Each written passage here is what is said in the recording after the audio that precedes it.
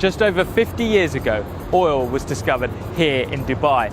It helped build this modern metropolis, but the resource accounts for less than 1% of the state's GDP. The city is now a global business hub and luxury tourist destination that boasts the world's tallest building and a police force that drives supercars. So, how did Dubai get so rich? One of the main sources of Dubai's wealth is from its prosperous maritime activities. It was once a modest fishing town, which by the early 20th century had become an important trading port. Its location, close to both Iran and the entrance to the Persian Gulf, attracted merchants from all over the region. Today, Dubai's main cargo port, Jebel Ali, is the busiest port in the Middle East, and arguably the United Arab Emirates' most valuable commercial asset. A big reason for the shipping terminal's success is that it's located inside the Jebel Ali Free Zone, also known as Jafsa. Spread over 57 square kilometres, Jafsa is the world's largest economic free zone. It's one of more than 20 other industry-specific free zones dotted around Dubai, all set up by the government. These zones attract businesses with tax breaks, custom duty benefits, and no foreign ownership restrictions, all within a developed infrastructure that is run by an independent authority, helping streamline bureaucracy. Within Jafsa are now several thousand companies, accounting for more than 20% of total foreign investment in the UAE.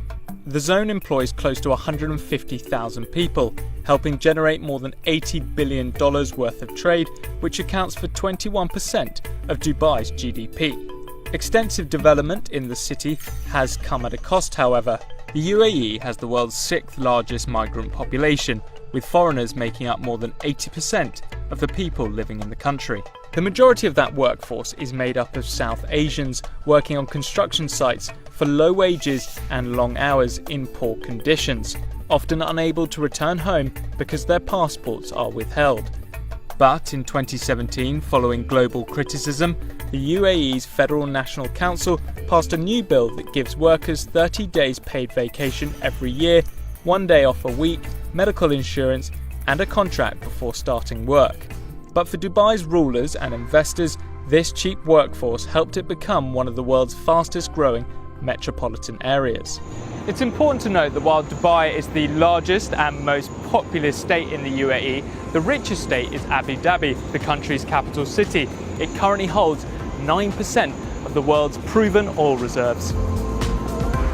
Back in the 1930s, Abu Dhabi began to discover its rich oil reserves, while its neighbour Dubai had failed to find any.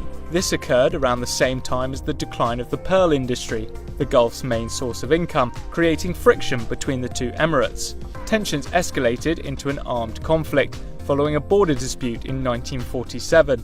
British intervention did lessen hostilities, but it didn't stop Dubai falling into a deep depression, leaving many residents starving and having to flee to other parts of the Gulf. It was clear that something had to change. Enter Sheikh Rashid bin Zayed Al Maktoum. Soon after becoming the ruler of Dubai in 1958, he decided to go on a bit of an infrastructure spending spree. To do this, the Sheikh took out big loans, in addition to the money still coming in from the state's maritime trading activities. He spent the money establishing private companies, which then built electricity lines, telephone services, more ports, and Dubai's first airport. Much of the development in Dubai and across the Emirates has been facilitated by the British government. The two countries' relationship began back in the late 19th century when the UK agreed with the Sheikhs to establish the region as a British protectorate in return for diplomatic concessions. It's clear to see that the UK still maintains a strong business relationship with the Emirates, particularly Dubai. That is the London Gateway Port, a new deep-sea container terminal 25 miles east of the city. It's one of the UK's main links between London and 90 other cities around the world, and yet it's owned and operated by DP World, a company based in Dubai. It was 1966 when the UK and Dubai relationship became increasingly lucrative, following the Gulf state's discovery of its first oil field. When announcing the news, however, Sheikh Rashid said, "I have good news and bad news. We found oil, but not much." The city, though, wasn't dependent on selling oil in order to thrive. Instead, the oil was used to fund Sheikh Rashid's existing strategy of basing Dubai's economy around trade, tourism and finance. That decision now looks like a good one as the world increases its use of renewable energy and moves away from a reliance on oil. Dubai now has the world's busiest airport for international passenger traffic, confirming its position as a gateway to the east.